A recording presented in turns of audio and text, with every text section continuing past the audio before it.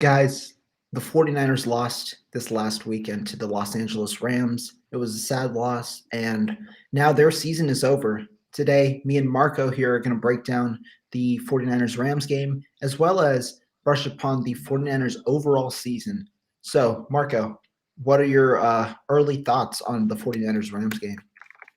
So I thought it was very interesting the fact that 49ers they were in control the whole entire time, and the next thing you know they lose to the Rams. It's very sad and heartbreaking. Yeah, I know, because it seemed like it was way different than the last time, where the 49ers, they started off good and they started off, with a fire in this game. It seemed like they had some control. At least after three quarters, they were up by two scores, 17-7. And then after that, it turned out to be tough for the 49ers. So, what are your thoughts on how they started, first of all, and then how they fared out at the end? So I mean, I thought they started fairly well in terms of like they were able to put points on the board. They were able to get things going. Defense played pretty well. Now, when you look at what the Rams did to the 49ers, they did exactly what the Rams should have been doing. Actually, I shouldn't even say the Rams. I think every team should have done to the 49ers throughout the entire season with Jimmy Garoppolo under center. I mean, no offense to Jimmy Garoppolo or anything, but when you have um, a quarterback who's limited in throwing out routes, throwing deep balls, I mean, you want to stack the line of scrimmage. You want to force the 49ers to be a passing team. And when the Rams took away they went from double high to single high and they stacked the box, it was very hard for the 49ers to get going on what they want to do offensively.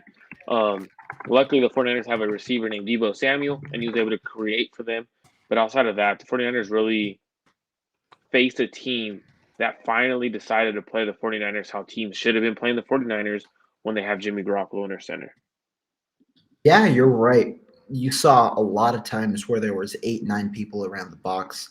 That was a change. Whereas, previously the Rams, they struggled because their linebacker core wasn't strong enough to withhold the 49ers passing game, which normally predicates inside the numbers. The Rams in week 10 were only 29th in defensive DVOA inside the numbers. But they changed the formula to force the 49ers to move the ball quick, sending a lot of pressure, sending a lot towards Jimmy Garoppolo. The offensive line broke down toward the end of the game. So there was a lot of different factors that definitely factored in. But what did you like from this game for the 49ers? I mean, it's kind of hard to say when you what do you like when the 49ers end up losing right in the playoffs. So I mean, but I would say I did like how the defense played. Defense only gave up 20 points, and yeah, the defense did give a lot of give up a lot of yards to Cooper Cup and Odell Beckham, but they only give up 20 points. So when you ask a team to go up against a high caliber offense like the Los Angeles Rams, you can't expect the defense to shut them out, right? And You're right. everyone is talking about the defense playing poorly. D'Amico Ryan's not getting the head coaching job because of how his coaching was. Dude, he gave up 20 points the entire game to an offense that's led by Matthew Stafford, has I believe the best receiver in the NFL, with an Odell Beckham who was a solid receiver also. So I mean, you can't really fault the defense or what they did. I mean, the offense at some point has to score more than 17 points in a game in order to win a game. I personally thought the defense played well. I would have liked to see the defense get more pressures on Matthew Stafford. Unfortunately, they weren't able to, and it's okay. I mean, when you give up 20 points, there's not much you can honestly say that a defense did poorly. Yes, did they give up a lot of yards? They bended, but they didn't really break. I mean, it's kind of hard to watch the 49ers offense not be able to put up more than 20 points to win that game. Yeah, you're right. Like if you would have told me prior to this week that Jimmy Garoppolo would have more touchdowns thrown than interceptions, and the 49ers defense would have held this team to 20 points, whereas they held them to 24 last time, I would have told you, guess what? They did it before, they would have won that game. But that wasn't the case because they couldn't sustain consistency for 60 entire minutes. And that was a problem because the 49ers, they showed time and time again that they couldn't capitalize on opportunities. The defense, they found a way to make key plays when it mattered. The Rams were moving the ball for a good portion this time. Credit to Matthew Stafford. Like the Rams, they definitely played well. Matthew Stafford led that offense. He made a couple of great throws. Cooper Kupp made a couple of great routes. It was great. It was a great offensive showcase from the Rams. But what I wanted to ask, or not ask, but what I wanted to say was the the 49ers, right? They were able to make defensive stops in key moments. They got the interception in the end zone. They got the 4th-and-1 stop on Matthew Stafford. They were able to make plays in key situations so that, they could put their offense in better position, or put their offense in like a position where they didn't have to score. And I thought that that was a huge thing for the 49ers this week.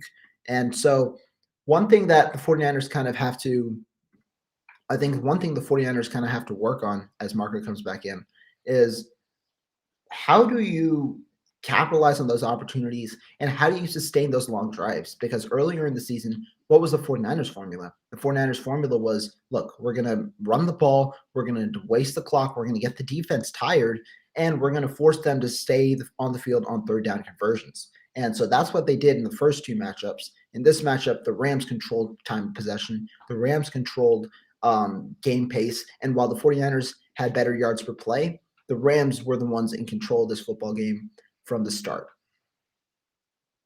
And that's exactly the formula to beat the 49ers and the Rams, right? If you control the clock, you control the momentum of the game in terms of honestly, the defense was on the field the entire first half. They played outrageous amount of snaps. Yes, they gave up a lot of third downs. It's the reason why they were on the field so much. But at the same time, I kept saying, man, the offense needs a long drive to get that defense a rest, and hopefully that defense comes back and gets off the field fast. And the 49ers offense just didn't put together that long, sustaining drive that we normally see from the 49ers. So that also played a big factor in terms of what the defense was capable of doing because, yes, they were giving up third down after third down after third down, and they were third and longs. Now, the thing that went wrong with the 49ers, right, was the fact that D'Amico Ryans, in my opinion, sent too many blitzes too early.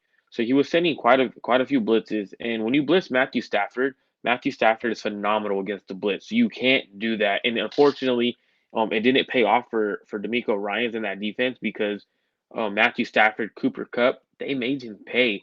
I believe Cooper Kupp had 7 catches for over 100 yards and 2 touchdowns on third down. You cannot allow the best receiver on the field to beat you on third down. So I think that didn't work as well for D'Amico Ryans. For the offensive standpoint, I think a lot of it didn't work well. The blocking wasn't there in the run game. I believe Trent Williams playing injured kind of hurt himself even a little bit more in terms of what the 49ers offense is capable of doing, right? So there's just a whole lot that didn't go well. So the fact that the 49ers lost by 3 points in this game, when they played some of their bad football compared to down the stretch, I think it's just very frustrating that the 49ers offense couldn't finish it off. Yeah, you're right. And the thing was in this game, like, this was probably one of the first games where I legitimately questioned Kyle Shanahan's play calling consistently as the game went on. I thought that Kyle Shanahan was way too predictable in this game. Going back to last week, I thought the one thing that the Rams could do, like the one reason kind of that made the Rams dangerous was the receivers against, like, because when we were comparing who's better for the 49ers, would it be Tampa Bay or would it be the Los Angeles Rams? And while obviously the Los Angeles Rams have been defeated 6 times in a row, I thought that Tampa Bay also served as an easier option in some instances because of their receiver core. They had one legitimate receiver, just like the 49ers dealt with in Green Bay. So it's easier to bracket that one receiver rather than bracket a guy in the slot, and easier to double that guy and make sure that most of the attention goes towards that guy, forcing other players to make plays against serviceable starters. But in this case, because they could stretch the field with Odell Beckham Jr., with Van Jefferson, with Cooper Kupp, that left so many opportunities on the field because there's a lot of one-on-one situations. When you try and double, the Rams went to another option. They had 200-plus receivers, 100-plus yard receivers in Odell Beckham Jr., who had 113 yards on 9 catches, and Cooper Kupp, who had 142 yards on 11 catches. So they just distributed the ball to different places. And then when they got the matchup that they wanted with Cooper Kupp, they were able to sling it in there and fit it. So I thought that that was important in that the Rams were able to identify matchups that they liked and they targeted it. Early in the game, what do? Emmanuel Mosley had I forget who it was. Emmanuel Mosley had one of those two receivers on one side. So they go straight at Ambry Thomas 3 times in a row. And then in the when they moved Cooper Cup to the slot against K'Wan Williams, they went to Cooper Cup. Why? Because it was one-on-one. They had to they extended the safeties to help on the outside. Cooper Cup was one-on-one in the slot. Great plays by Matthew Stafford, and K'Wan obviously made the great play on the interception. But that was one of the dangerous parts about the Rams is that their ability, or not their ability, but just the depth that they had at receiver was able to stretch the field.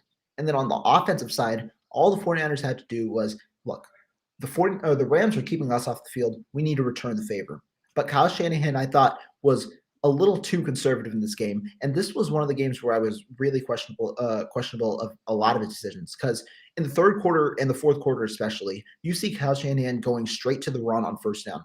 He didn't pass the ball at all on first down. There's no play action at all where Garoppolo likely plays a lot better. There's no. It's just consistency with the run, the run, the run, and it wasn't even the outside zone. And maybe it's because the play malfunctioned or something like that, and we won't know. But it was a lot of running, trying to run it inside where they have Aaron Donald, and then obviously Von Miller setting the edge, and they've got Ashawn Robinson. They've got a lot of big bodies, and the Rams were just able to out physical the 49ers because they knew what was coming. And so making it so hard on yourself with second and nines, just every second and nine, in and out and in and out, like every single drive you have a second and nine. It's hard for the 49ers because guess what? You run again, you get 3rd and 8. Jimmy Garoppolo on 3rd and 8, it's going to be a tough situation from him because you know the Rams are going to bring pressure. So I thought it was way too predictable from Kyle Shanahan, which was what I was critical of Sean McVay before. And I thought Sean McVay actually switched it this time because he went straight to play action, which I thought was the biggest thing that the Rams needed to do. Second drive, after the first drive failed for the Rams, second drive, he goes straight to play action, and they almost get a touchdown out of it. And the thing too that you're talking about, like with Kyle Shanahan, right? So Kyle Shanahan, like I thought the same thing. It was very predictable, but at the same time, Kyle Shanahan was playing with Tom Compton, who was getting worked the entire game. So it's kind Mhm. of hard to like You're right. go play action on first down or do a lot of things when you have Tom Compton, right? However, I thought that was the worst game I've seen Daniel Brunskill and Tom Compton play all season next to each other. So we also got to look at. So yes, I believe Kyle Shanahan called a terrible game plan in terms of what he could have done for Jimmy Garoppolo and he could have done for the offense. I felt he should have had a lot more play action on first downs. I thought he should have thrown the ball a little bit more on second down. He got very predictable. Run, pass, run, pass, run, pass. You're not going to convert on third down and sevens, third down and eights consistently. You got to get to third down and six. When the 49ers offense was clicking and when they ended up scoring the touchdown to George Kittle, they were getting third down and six, third down and six. They were converting those third down and sixes because that's where Jimmy lives. Third down and four to third down and six, that's where Jimmy Garoppolo lives. And unfortunately for Kyle Shanahan, he had to deal with an offensive line that has Daniel Brunskill and Tom Compton. Because once the Rams made the adjustment on putting Aaron Donald right over Tom Compton started getting worked in the run game and the pass game, and there was no time for Jimmy Garoppolo to do anything. There's no time for Kyle to really call anything. So at that point, you kind of he tried to go quick game, and on one of them, um, Jimmy Garoppolo skips it to Brandon Ayuk. So a one hop skipper to Brandon Ayuk. He missed George Kittle over the middle on one of the routes. It was third down and I believe or second down and 15. He misses George Kittle wide open in the middle, sitting in the zone. So things like that is you start speeding up your clock. You start doing all this other things when you have an offensive lineman who isn't capable of blocking the opposing team. It wasn't just Aaron Donald who was getting through. Um, Gaines was also putting pressure Yeah. on, and then Von Miller started to tee off because we were in passing situations. So it was just very frustrating to see the 49ers offensive line look like that, especially when they were the offensive line, in my opinion, that was putting together great games in terms of run blocking and pass blocking. But I tip my cap off to Raheem Morris for instead of going because he was running a lot of cover two against throughout the entire season, and 49ers were picking that apart when they played Yeah. them. He went away from that, went single high, put that second safety in the box, and forced the 49ers to beat them with the pass game. And unfortunately, the 49ers are not able to do so because of the offensive line they have, and plus the quarterback they also have. I mean, you can't really do much with Jimmy Garoppolo. I mean, you want to have a couple play action, boot actions out there, right? You want to roll him out, but he's incapable of rolling out because when he's rolling out, I think Jimmy Garoppolo is very inaccurate in terms of throwing the ball when he's on the move. And it showed throughout the game. There was a few times where he rolled out to his right and made poor decisions, almost threw an interception to Jalen Ramsey on the run. So I think it was best for Kyle Shanahan to keep Jimmy Garoppolo in the pocket. I mean, end of the day, that's the better team. That's the team with the better quarterback. They have the better weapons on defense. Their defensive line matched up better against our offensive line than our defensive line with their offensive line. Unfortunate things happen. Tip your cap off to the Los Angeles Rams, and hopefully they don't win the Super Bowl. And you see Joe Burrow put up a Super Bowl, and I mean it's rough, man. Because I really think the 49ers would have beat the Bengals in the Super Bowl. You're right. It's rough, especially because a lot of 49er fans were going into this game with the highest confidence they've ever had, given the run that we've been on. We just defeated three straight very high caliber teams in the Rams, in the Cowboys, and then the Packers. Before that, we started 3-5. We end the season 10-7, going on a 7-2 run. We're winning 10 of our last 12 games, and then this game happens. But I think that a lot of this, like I tried to remain or stay away from the criticism of Garoppolo after the game on Twitter because I felt like it was definitely like this the 49ers, they lost this game as a team. I think they did. I think that because Garoppolo, obviously his offensive line let him down in certain situations. I know the play action agreement or argument, and I understand. Like I thought that you could have just used the threat of play action in some situations from under center just to expand the offense or try and find creative ways to expand the offense. But Rich Madrid earlier today, he posted a clip where 49ers ran play action from shotgun, utilizing Debo Samuel, and Garoppolo got killed. Like he had to scramble out, throw the ball away as quick as possible because the pressure just got there. And that's the problem with play action because you need offensive line to hold up for your receivers to get in space and for your quarterback to get in a good place, especially with Garoppolo, to make a good play. And so I think that a lot of it also, like the offensive line definitely let down at times. I thought that they were good at times, and I thought they let down at times. But a lot of this game I felt was like, even when it's not on Jimmy Garoppolo, I feel like a good amount of it was because Kyle Shanahan was certainly timid in using Garoppolo in this game. I felt I didn't think that he implemented a game plan where it would where he was aggressive throughout the entire game. And I don't know if the 49ers were as prepared as they were, especially on that second to last drive, which we'll talk about later. But I thought that Shanahan didn't play like he saw what the Rams were doing in bringing down that safety to have essentially three linebackers in the middle to like offset the Rams' issues at linebacker, especially in coverage. And so it worked for Raheem Morris, but I thought that Shanahan could at least try and attack on the outsides, given how Garoppolo is thrown on the outsides in his limited reps to Juwan Jennings, to Brandon Ayuk at times. And while he's missed, I feel like the hits are also solid, whereas you could throw. But there wasn't as much, and I thought he didn't put Garoppolo in the best positions to make plays because he was afraid of the turnover. I And while mean, the turnover obviously happened at the end, I feel I like would be so Rohan. yeah, I'm gonna push back on you right now just a little bit. So as go an for it. offensive minded guy, right, as a guy who calls plays, whatever, you're gonna be scared to call plays when your quarterback sells the first pass to George Kittle by 10 yards, right? You're So that 100% right, that and I that feel that first is yard, on the quarterback in a way. so that first throw to George Kittle would have been potentially a touchdown.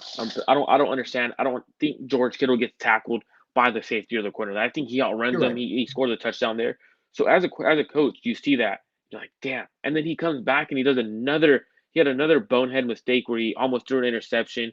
It's like, dang, how can you trust your quarterback to let it rip in these situations? How do you call pass plays and keep your foot on the gas when your quarterback throughout the game has not shown you he's capable of beating them with his arm. He showed you that he was timid. And I get where Kyle Shanahan's coming from, but at the same time, you have to put your quarterback in the situation to succeed.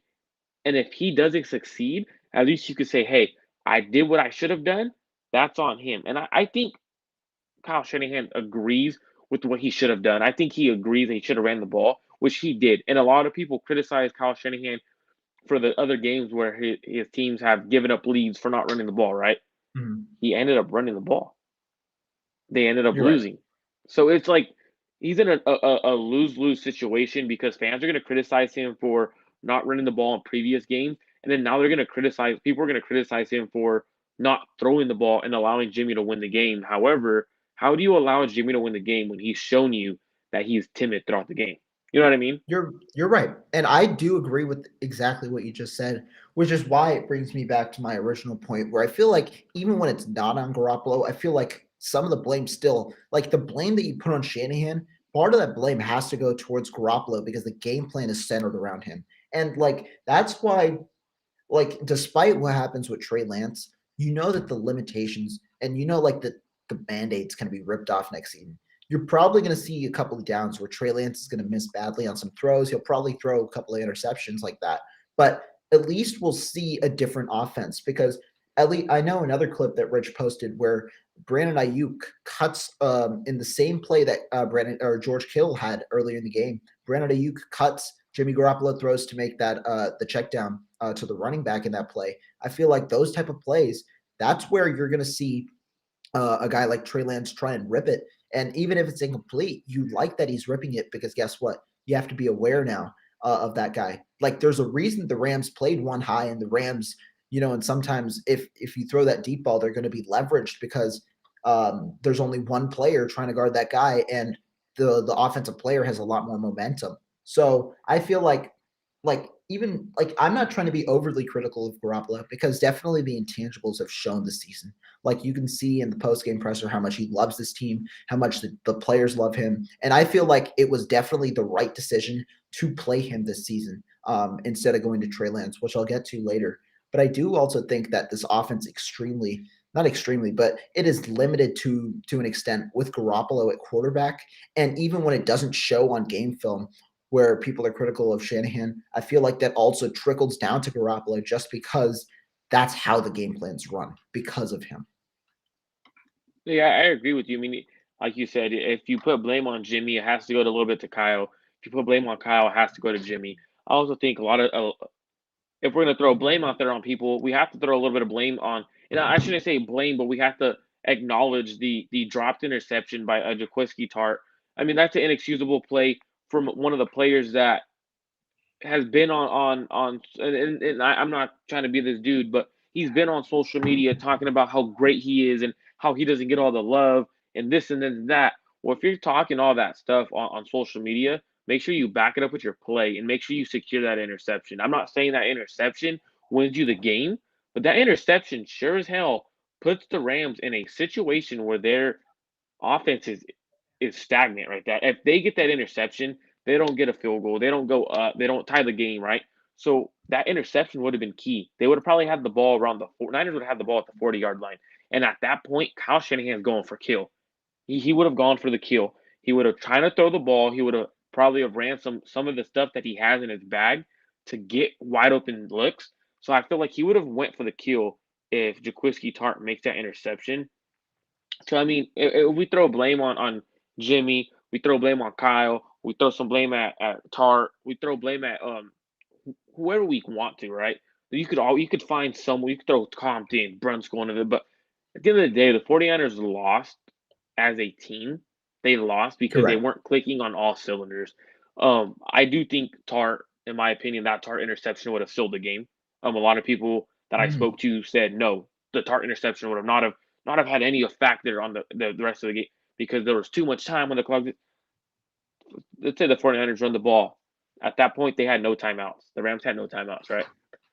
If the 49ers run the ball 3 times, they kill about 2 minutes off the clock. So instead of 9.5 minutes on the clock, there's 6.5 to 7 minutes. Let's say 7 minutes on the clock, 6.5, 7 minutes. The 49ers ended up getting the ball back and ended up killing a few more minutes off the clock again. Even if they punt the ball, they're going to get the ball. So you have more possessions on offense, which is always a good thing, and you limit the Rams on possessions to score. So I do think that would have been a critical interception. I think that would have sealed the game for the 49ers. It's just rough that the 49ers have bad luck with certain plays that will live in your head for a very long time. Especially you and I, we've never seen a Got Super Bowl. Williams. We remember Kyle Yeah, Williams. We remember Got Williams. The Michael Crabtree Yeah, fade. We remember the Richard Sherman tipped to the linebacker. We you're right. remember Jimmy Garoppolo deep bomb that sailed over Emmanuel Sanders. Emmanuel Sanders. Yeah, We're always gonna remember that dropped interception, just because yeah. it could have played a big factor in the game. So it sucks for us because we're a little bit younger, so we haven't got to see that Super Bowl win yet. But we remember all Mhm. these plays that could have prevented a Super Bowl for teams that the 49ers had that I believe should have won Super Bowls. You're right. I'm going to push back on you here with the Tart thing because I do believe that that interception would, or if he intercepts that pass, it'd be huge. But I'll tell you, I'll say one thing in that I don't know if it was the Tart interception as much as what followed because right after that play, what happens? Jimmy Ward allows a catch to Odell Beckham, 15-yard penalty right after that. Like I feel like the reason that a lot of people blame the Tart interception is that's where the 49ers discipline kind of fell apart because the penalty was huge, puts the Rams into field goal position. And even if the 49ers get the ball, you're right in that there was a lot of time. That play happened with about 9 minutes and 50 seconds left in the fourth quarter.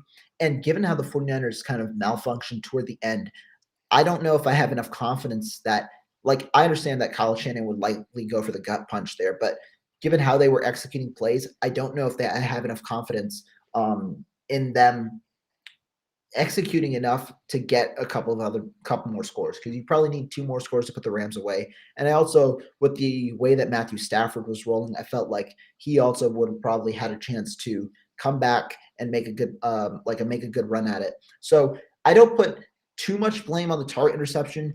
Whereas I feel like the 49ers had multiple chances to execute, especially with those last two drives, and they failed to do so because in the 49ers' last two drives, they had 6 plays, -8 yards, and I felt like they just weren't prepared. On that second to last drive, especially, it felt like at least the offensive line and Jimmy Garoppolo weren't connected on that third down when Greg Gaines came freely with Tom Compton just standing there. Greg Gaines came freely, rushed Jimmy Garoppolo, forced him to throw it away. Obviously, the Brandon Ayuk, the miss where Jimmy Garoppolo just misses the screen. That was a huge play as well. And See, then, yeah, go ahead. I'm going to throw a little bit back at you, though, just because it's the conversation we have right now is going pretty slowly, pretty good. The reason why I do think it plays a big factor in the game is because, all right, so next time the 49ers defense is on the field, with the amount of 49er fans that were there, that stadium would have been electric when we were on defense the next time. Mhm. And when that defense hears that crowd, that defense goes to another gear. So I think it would have played a big factor because that defense would have probably have done something on defense the next time around as well. Whether that would have been a sack, a big stop on third down or something. Because that defense needed a play like Tart's play to get off the field. They were struggling throughout the entire second half to get off the field, right? So that play is one of those plays just like we just got off the field. Now let's go. And it does change the way you play because what we just did it once. Let's go do it again. So I do think that play would have had a big factor in terms of crowd noise because as soon as that happened, everyone kind of looked at each other like, "That's that play. That's that one play that we will haunt us forever." Right away, I looked over to my dad. I was like, "That's gonna haunt us," and sure the hell it Yeah, kind of does. But at the same time, I get what you're saying. Like, there's no guarantee the 49ers end up going down and scoring or the clock runs out, whatever. But it's just hard to see one of those plays and you're like, what could have, should have, you're right. You're right. You're right. And one thing to add to your point about the interception, you're right in that it could have changed the 49ers perspective because the drive right after the Tart interception or the drop, Rams get the field goal. What do the 49ers do when they get the ball? 3 straight passes. And against that pass rush, that probably changes the mentality, right? Given that it's now a 17-17 game, Kyle Shanahan probably wants the gut punch there, whereas they probably run the football if they don't. But I can see both sides in that the 49ers definitely had enough, a good amount of chances to put themselves ahead, even without the interception. But it probably changes the game plan because it's now a tie game instead of you're playing with the lead with time on the clock. So, yeah, both sides are there. One thing I wanted to ask you, specific play or specific, maybe a specific series of plays. What was your thought process on the 2nd and 1, 3rd and 2, 4th and 2 series of plays where we get stuffed and we punt the football? Right away when I seen 2nd and 1, we picked up 9 yards on that first play. I was like, take a shot, play action, take a shot. But at the same time, it's like, well, offensive line wasn't blocking. You have Jimmy Garoppolo at quarterback, and I mean, end of the day, Jimmy Garoppolo is who Jimmy Garoppolo is. I mean, when you take a shot with him, are we sure he's going to make the right decision? Are we sure he's not going to sell it and give them the ball, right? So I get what Kyle was trying to do, run the ball, get a first down. You end up losing 2 yards. I mean, you can't blame when people are blaming Kyle for going for it on 2nd and 1, running the ball. You can't really blame Kyle for that. You just picked up 9 yards running the ball, right? My offensive line is finally blocked and picking up solid yards, right? So you do that, you're hoping to get that first down. This is the most you've actually driven all game, right? So yeah, I would have loved them to take a shot, but now when You're you try right. to get that first down, you try to kill some clock because now you get a whole new fresh set of downs. Now you could use everything in your offensive playbook now, and then you don't get that first down. It's end up 3rd and 2, or no, yeah, 3rd and 2, I believe. And then he runs a trap to Kyle Juszczyk going the opposite way from when Trent Williams was coming on a motion. I don't mind that play with Trent Williams giving it to Juice. And then the reason, let me explain this, okay? A lot of people on social on Twitter are talking about, oh, Kyle's stupid for running that play. Were you guys saying Kyle's stupid for running that play when he picked up 14 yards against the Packers? Are you were we criticizing for that play? No. When we look at that play again, Rohan, and I went and I try to dissect what happened. Trent Sherfield just does not pick up a block. Now, this is where we could criticize Kyle Shanahan and his coaching staff, whether we want to put the blame on Wes Welker, whoever the case may be, right? I don't know who subs in receivers because there's been times where Kyle says, yes, I allow Wes and other people to sub in my receivers to keep people fresh. They watch them and see how fresh they are. I allow them to sub people in. So that's where I believe your best run blocker should have been the game. Should have had Jawan Jennings in, Brandon Ayuk, and Debo Samuel in to block. And if Trent Sherfield picks up that block, who knows if Kyle Juszczyk picks it up? Who knows if Juice gets back to the line of scrimmage or picks up even 1 yard? The 49ers are going for it on 4th and 1. I guarantee if it's 4th and 1, they're calling a Jimmy QB sneak to get that first down. So I did disagree with the play call on 2nd down, but I understand where it's coming from because you just picked up 9 yards. Why would you think your offensive line can't get you 1 yard in that situation?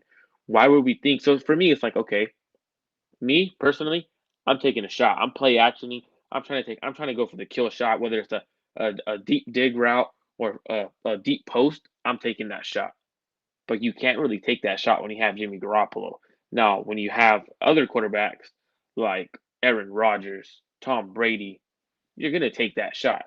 Now, if Kyle Shanahan doesn't take that shot when he has Trey Lance, then that's a perfect time where we better critique him and criticize the shit out of him because now you have a quarterback that you drafted that you know could take those shots.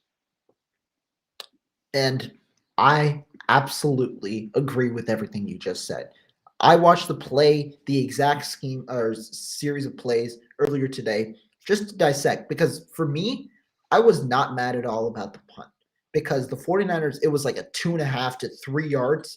And normally in your playbooks, offenses don't have plays for or a wide array of plays for 4th and 2, like especially when it's that distance on that side of the field. If it's 4th and 1, it's a no-brainer. You go for it, given Garoppolo's experience and given Garoppolo's ability to do these, what do you call them? The QB sneaks. But 4th and 2, that's a whole other ball game. You might have to pass, given how they just stuffed you twice. You might have to pass. They're going to bring the heat as they've brought all game. So it's definitely a tough situation for Shanahan.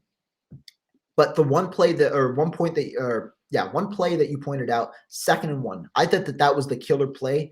And it wasn't because of the play call, it was because of the personnel. Because I watched that play and Trent Sherfield gets bull rushed I think he's blocking Jalen Ramsey. Jalen Ramsey kills him, gets to the backfield, and he's the first defender there. While I believe it was and Waddle. it might have been Weddle. It might have been Weddle. You're right. It's one of the two defensive backs. I didn't exactly see, but it's one of those two who gets to Mitchell first, slows him down before the defensive tackle gets to tackle him for a loss. I thought that if you definitely have Jawan Jennings in the slot there, guess what? You hold up and you probably either get at least a half yard there, making it third and inches, making it 3rd and 1, not losing a yard, and making it 3rd and 2. And then the third down play call, yeah, you're right. I thought that it was fine. It was a great play call. Execution didn't happen, but you hope that they go for Trent Williams, just like they did last week. Juszczyk got a good amount of yards. You hope they do it again. Trent Williams, obviously, you saw him move, but the problem was obviously with the 8-9 people in motion, you have only 2 guys that pull to Trent Williams' side, while the rest of the guys are there, and it's just overwhelming because it's 6-on-5, right? Or 7-on-5. Mm-hmm. So more people come in. So can you question that play call? Sure. But can you see where it's coming from? Especially because you want that gut punch where there's so many players. Could you move that entire defense to the Trent Williams side and have a huge play because there's no backup in the second level? Yeah, sure. So I can see where it's coming from. 4th and 2, I didn't think that it was a bad decision to punt. About that second down play call, man. If that second down play call, at least it wasn't the play call, but if at least we have the right personnel on the field to give our running back Elijah Mitchell a chance to at least not lose yardage rather than have their entire team come onto us, come into our backfield and tackle us for a loss. I think that because the momentum shifts there. You see the Rams all animated after that play. You see them, all of them were celebrating after that play. And it's a second down. Why would you celebrate, or why would you, get hyped up after that play? That was the game changer there because I feel like if that play doesn't happen, the 49ers definitely have a better shot because right after that, what happened? The Tart dropped, the Ward penalty. They passed 3 straight times, give the ball back to the Rams. It sets off a series of plays. Kyle Shanahan alluded to it today that was the play that kind of changed the momentum for the Rams. And I thought that if you have the right personnel on the field, that play works.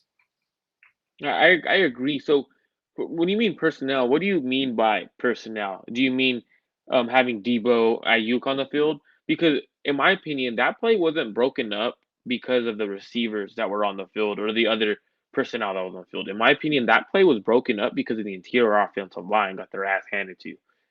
That's what I had seen. So, I want to know what you've seen. mhm. So what I see on that play, you're talking about the second or third down. I'm talking about the second down, 2nd and 1. So yeah, so what I see on that play is, I understand where you're coming from, right, in the interior side, but I felt like the rush from because I feel like that play, Mitchell, he has that hesitation in the beginning, trying to see which lane to go through, but his right side gets absolutely shut down because Trent Sherfield gets bull rushed by whoever's coming right at him, pushing him back, forcing Mitchell to go straight into the interior, and that's like slight second of hesitation because he couldn't go to his right side as well, or because he didn't have that lane to shift and maneuver through. I feel like that is why the interior offensive line couldn't hold up. They couldn't hold up an extra half second, which is why the play got killed. So I feel like if you have Jawan Jennings there, Mitchell goes in to the hole earlier, you get at least a half yard out of that play. That's how I saw it. Okay, I get what you're saying. Makes sense. Yeah. I thought you were more so talking about because in my opinion, what I seen on that 2nd and 1 play where Mitchell gets blown up for a loss of 1 was the entire interior offense line got their asses handed to. It was You're right. You're right. ass whooping. Because So for I personally seen them literally whip their ass and say, "Here you go." Like you got your ass handed to you on that mhm, play. So for me, I didn't really mind the personnel with the receivers on the field or everything else. I was more so is why are we running an inside zone, whatever. I didn't really look at the play. I didn't really. I just wanted to see how I was blocked up on the offensive line standpoint. Why are we yeah. running inside when we outside zones have been your bread and butter all season? Yet you're going Mhm. inside when you have Aaron Donald and Gaines inside that have been tearing it up the entire game. That's where I would go. Wait, why are we running inside? Why not go outside opposite of where Aaron Donald is. And the funny thing is, I'm looking at the play right now. I have it paused, and if you line up Mitchell on the right side of Share your Garoppolo, screen. yeah, I can share it real quick. Let me do this.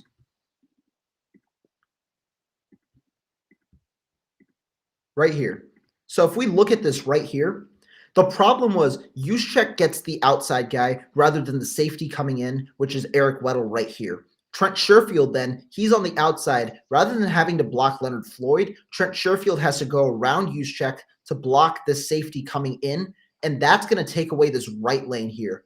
But one other thing that you're going to see, look at how many people are in the interior, like that's part of the predictability in that they ran inside on the last play. They're running inside on this play. So you see all the space toward the outside, and it's either one-on-one with Darius Williams if you run on the outside here, or you're going to have Ayuk block the safety if you go this way. And I'm sure they changed the personnel by having one other guy on this side and having less personnel on this side if Mitchell lines up on the right side rather than straight up the middle.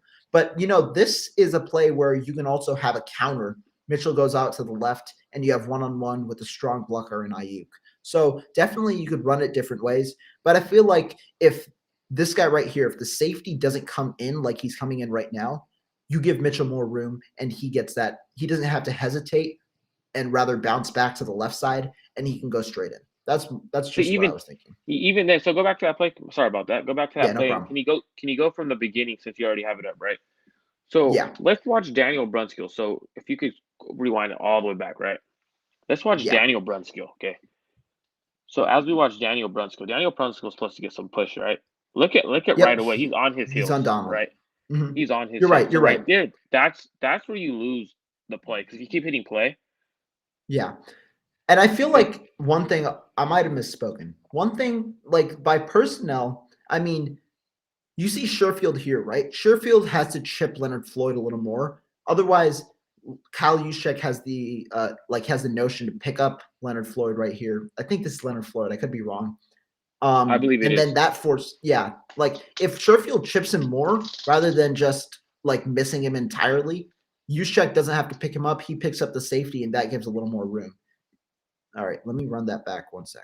Because if you look at Brunskill was on his heels the entire play, and when I seen that, I was like, Brunskill's got his ass handed to him. And for me, that's been my biggest problem is having Brunskill at guard, and Brunskill is not the best. Yeah, because right there, he's already here. He already gets bull rushed, and that takes away the lane. You're right. So for me, that was more of anything because Elijah Mitchell has this tendency when there's no lane, he kind of stutters and starts looking, and he doesn't hit the lane, the hole as hard as he's supposed to. And for me, when I seen Aaron Donald whoop Daniel Brunskill, that's when I was like, that is the reason the play broke down. Because if he gets even just a little push on Aaron Donald there, I believe Elijah Mitchell, who has made plays at the line of scrimmage going from -2 yards to a positive 3 to 4 yards like that. So I think the reason why that play didn't work was because Daniel Brunskill, and I've been looking at players already at the Senior Bowl. I'm a big NFL draft guy. If the 49ers don't think Aaron Banks is that guy, if they think he cannot play guard at the next level, I mean, he didn't play over Brunskill when he should have been playing, right? They better go out and draft Zion Johnson out of Boston College. You tweeted him out today. Yeah. Absolute stud. He might go in the first round. Some people have him late first. Some people have him in the second, mid second. So that that's pretty much what he is. Late first, mid second kind of guy. Whatever they get, with Jimmy Garoppolo trade, whatever, if they get a late first, early second for Jimmy Garoppolo, they better look at adding Zion Johnson because not only is Zion Johnson a guard, but he's also playing center, and we don't know if Alex Mack will be back. So I mean, you have to bulk up that interior offensive line for your second year quarterback, Trey Lance. You're right. So I mean, I think the reason that play didn't work was because of Daniel Brunskill, not Juice or Trent Sherfield, in my opinion. Yeah, fair point. That's a fair point. Talking about the 49ers season overall, did you expect to be here after going 3-5? I had talked to a few people and I said, don't be surprised. And I didn't say NFC Championship, second round, divisional round. I said, do not be surprised if the 49ers end up making the playoffs at 9-8 um, and get bounced in the wild card round. Yeah. I thought they were gonna finish season 9-8. I really did. They ended up going 10-7, going farther than I thought. Is it a win of a season? Um, I'll be honest with you. No, it's not a successful season in my opinion. And the reason why I think so is because you had a team on their heels um, in the NFC Championship game, and you somehow let them back into the game when you could have been playing in the Super Bowl for a chance at a Super Bowl title. So in my opinion, I think it's a not a successful season. Um, am I critical? Very critical, yes, because once you get into the dance, it's a successful season for most teams, right? But now when you have a team like the 49ers, when they had a top five defense, they had a top rushing game. They have a great head coach, offensive minded coach, and then you have the limited quarterback that everyone says holds you back. For me, that's where it comes to being a non-successful season because that quarterback held you back when you had a rookie on the bench who potentially could have, if you played him, I still think you're 3-5. You might even be better than 3-5 at that point. Does he go on that stretch of that win streak the 49ers had? I think so. And it's weird because it's that Trey isn't ready. Jimmy's better. It was better at the time. I personally think what Jimmy Garoppolo did throughout the season did not lead the 49ers to that win streak. That defense, that run game led the 49ers to a win streak, not Jimmy Garoppolo. I felt like Trey Lance could have done the same exact thing, provided the same abilities that Jimmy Garoppolo did. So I think it's a loss of a season, even though they got to the NFC Championship. And the reason is not because Jimmy Garoppolo started and Trey Lance didn't. It's because the 49ers had the Rams on their heels to get to the Super Bowl and you lost. So for me, that is a loss of a season because you had the perfect opportunity to make this season greater than it was supposed to be when you're 3-5, and they didn't. So pretty much, it's like I'm very critical.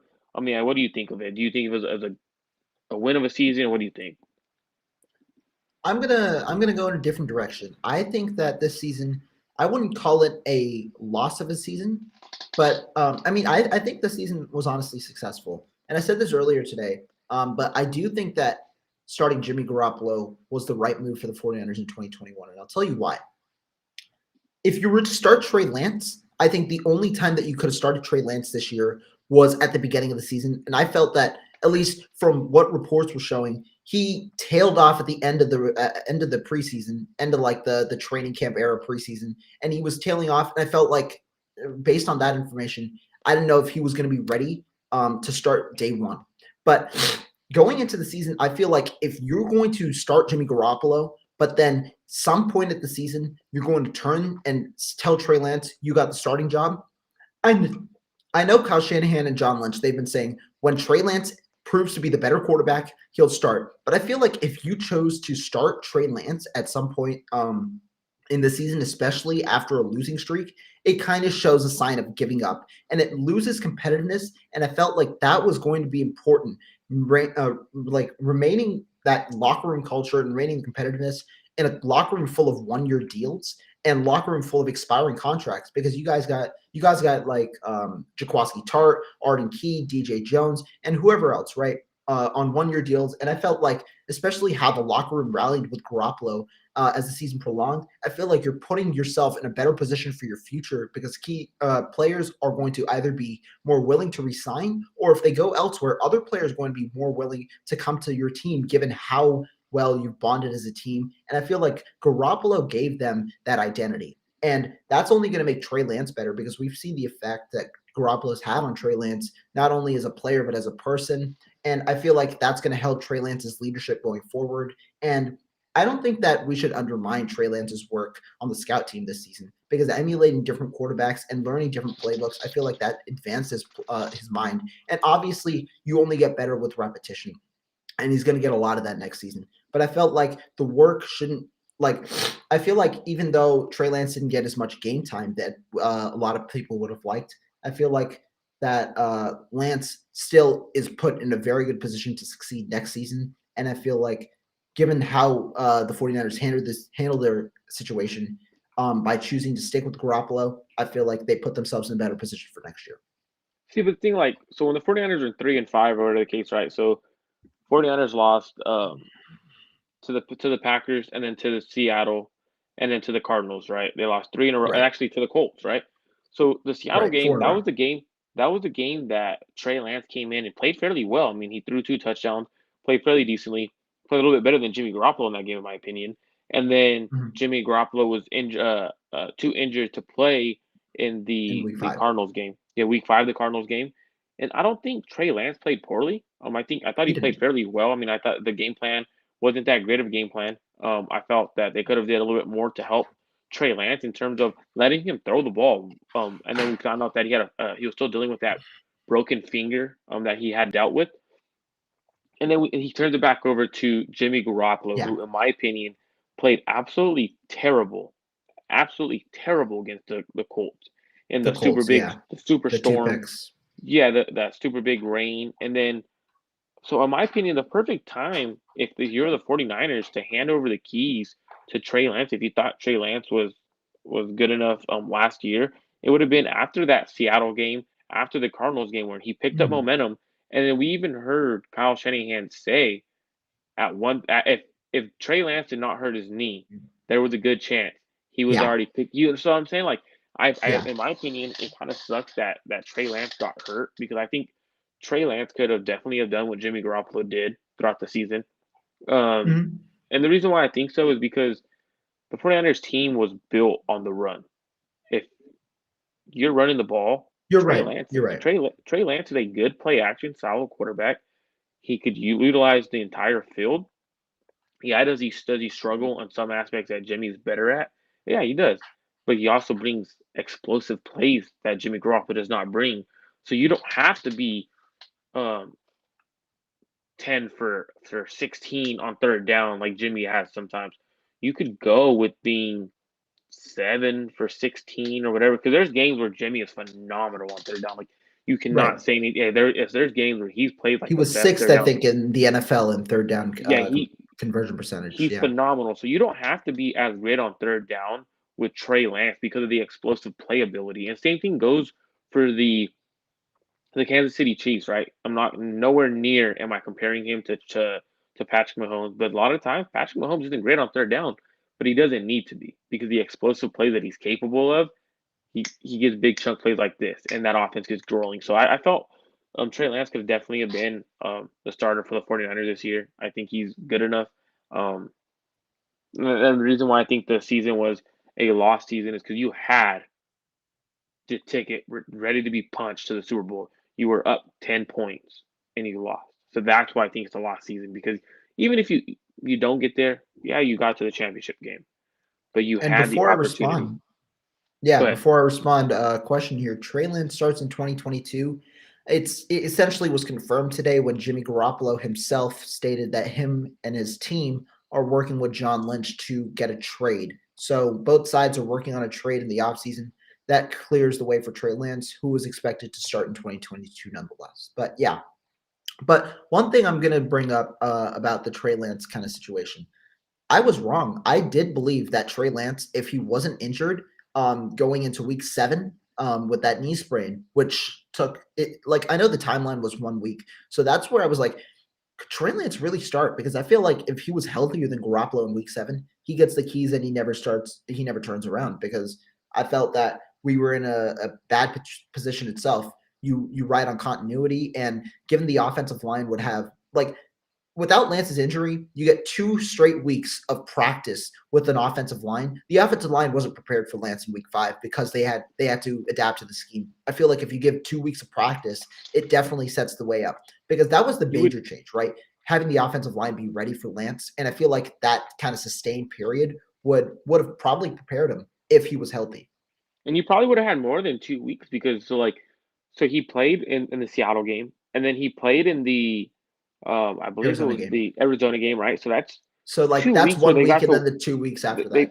they got to work with him in the Seattle game. So that's a little bit, even though it's practice on the fly, you're learning on the fly. So then Right. the Arizona game, that's 1 week, and then you have the bye week that they got to work with. They do get a few practices during the bye. They Yeah. get play the first couple of days, and they get the rest of the week off. So that is a few days there, and then the following week you get to play uh, I believe it was no, the Colts, Yeah, right? yeah. The You play Colts the with Colts there. out of the Yeah, bye. So there's a good chunk where you would have Trey Lance kind of taking over the majority of the reps if he never gets hurt. And you're right.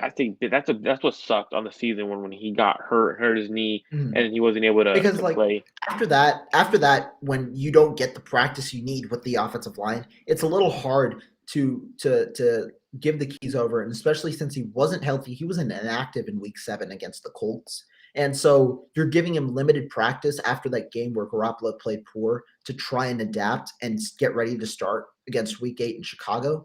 And so I don't. If Garoppolo played bad against Chicago, maybe you think about it against Week 9 because that's a home game against the Cardinals. But I felt like the stretch of games was also too strong. But Garoppolo had his probably the best performance up to date for on a season in Chicago, which kind of set the tone. He played well against Arizona despite the one interception. I felt like he was not one of the big keys because we had the fumbles from Kittle and from Ayuk that kind of hurt us in that game when we lost to Colt McCoy, and the defense didn't play well in that game.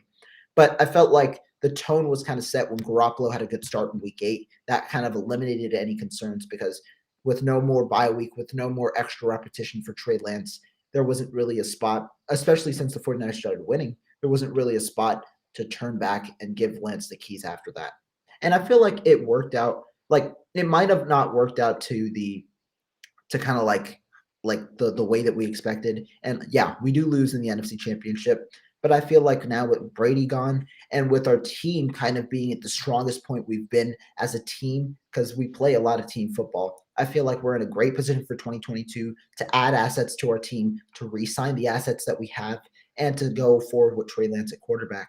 Another quick question: Devontae Adams at wide receiver. I don't think that this is feasible cap wise because we have to re-sign Debo Samuel and Nick Bosa to big extensions this year, which John Lynch said today is in the plans for the 49ers.